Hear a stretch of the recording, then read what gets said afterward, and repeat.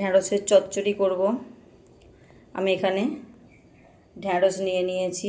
ঢ্যাঁড়সগুলো আমি প্রথমে ধুয়ে নেব, ধুয়ে তারপর কাটবো। ঢ্যাঁড়সগুলো ঠিক আমি এইভাবে কেটে নেব, যেমন ভাজা হয় এইভাবে কাটলে কি হয়, তেল মশলা নুন সব ঢোকে, খেতে আরও বেশি ভালো লাগে। তাই আমি এইভাবে কেটে নেব। ভেন্ডিও বলে ফেলেছি, ঢ্যাঁড়স আমি কেটে নিয়েছি। এই যে এইভাবে দেখিয়েছি, আমি ধুয়ে কেটেছি। এখন আমি মশলা করে নেব। একটা বড় সাইজের পেঁয়াজ নিয়েছি, একটা টমেটো নিয়েছি। এখন আমি কেটে নেব সরু সরু করে। আমি নিয়ে নিয়েছি 2 টুকরো আদা, রসুন, 1 চামচ জিরে। আমি বেটে নেব। একটা কড়াই বসিয়ে দিয়েছি, সব কিছু রেডি করে নিয়ে। কড়াই গরম হয়ে গেছে, তেল দিয়ে দেব।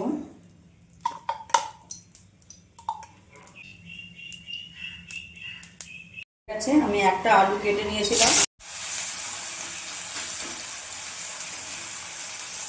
আলু দিয়ে নেবো। আলু বেশি দিইনি, একটা দিয়েছি। দিয়ে দেবো একটু হলুদ গুঁড়ো। আলুটা ভাজা হয়ে গেছে।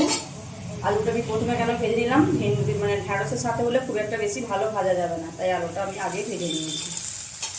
পরে ঢ্যাঁড়সটা দিচ্ছি।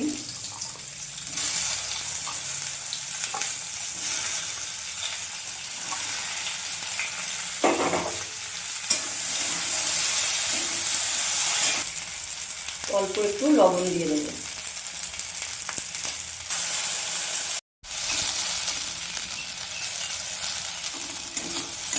ভেন্ডিটা আমার ভাজা হয়ে গেছে। ঢ্যাঁড়সটা ভেন্ডি বলে ফেলি। ভাজা হয়ে গেছে, তুলে নেব।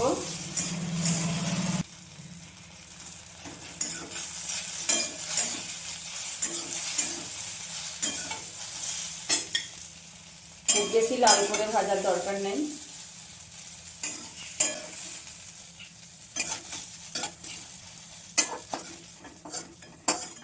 কড়াইয়ে আবারও আমি তেল দিয়ে দেব।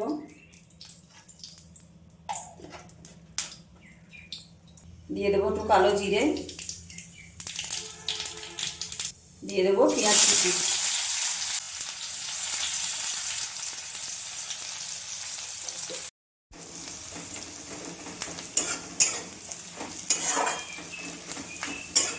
পেঁয়াজ ভাজা হয়ে গেছে। এখানে আমি যে আদা জিরে রসুন বেটে রেখেছিলাম আর একটু লঙ্কা গুঁড়ো ওই জলের মধ্যেই গুলে রেখেছি, আমি দিয়ে দেব। বাটিটা ধুয়ে একটু জল দিয়ে দেবো। দিয়ে দেবো হলুদ গুঁড়ো, পরিমাণ মতো হলুদ গুঁড়ো আমি দিয়ে দিয়েছি।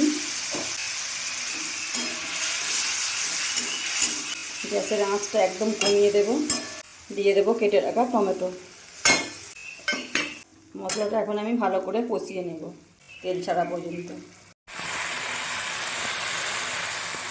মশলা আমার কষানো হয়ে গেছে, মশলা থেকে তেল ছেড়ে দিয়েছে।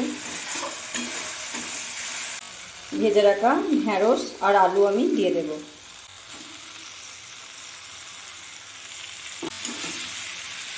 মশলার সাথে আমি ভালো করে নাড়িয়ে চাড়িয়ে নিচ্ছি।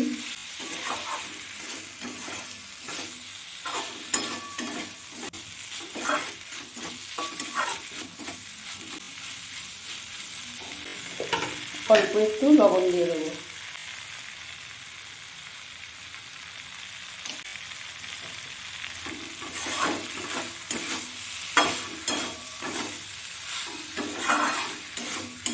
ভালো করে মশলার সাথে নাড়িয়ে চাড়িয়ে নিয়েছি।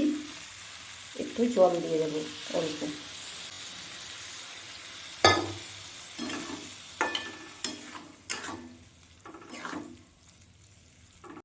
অল্প একটু চিনি দিয়ে দেবো।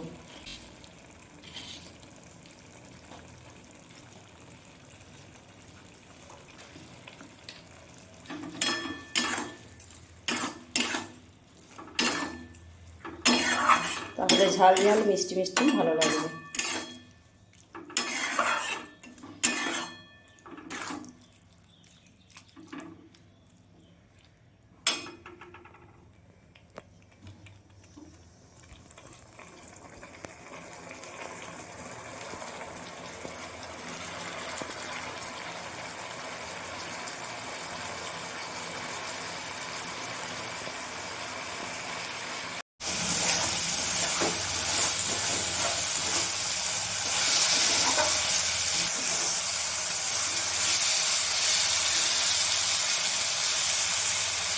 ঢাকা দিলে কিন্তু ঢ্যাঁড়স একদম পুরো গলে যাবে, তাই আমি ঢাকা দিইনি, এইভাবে নাড়াচাড়া করি রান্নাটা করছি।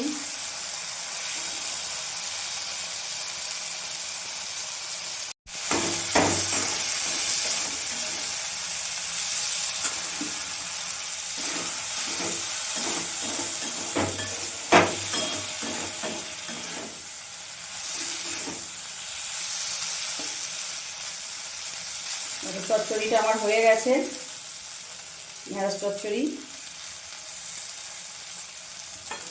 আর এইভাবে একবার ঢ্যাঁড়স চচ্চড়ি করে খেয়ে দেখবে বন্ধুরা, খেতে দুর্দান্ত, গরম ভাতের সাথে কিংবা রুটির সাথে দারুণ লাগে। ঢ্যাঁড়স তো অনেক কিছুভাবেই খাওয়া হয়, তুমি এইভাবে একবার চচ্চড়ি বানিয়ে খেয়ে দেখবে। হয়ে গেছে, নামিয়ে নেব। আর আমার ভিডিও যদি ভালো লেগে থাকে সকল বন্ধুদের কাছে অনেক অনেক অনুরোধ রইল, আমার চ্যানেলটি সাবস্ক্রাইব করে দিয়ে আমার পাশে থেকো। রান্নাটা আমার হয়ে গেছে, গ্যাসটা বন্ধ করে দিলাম।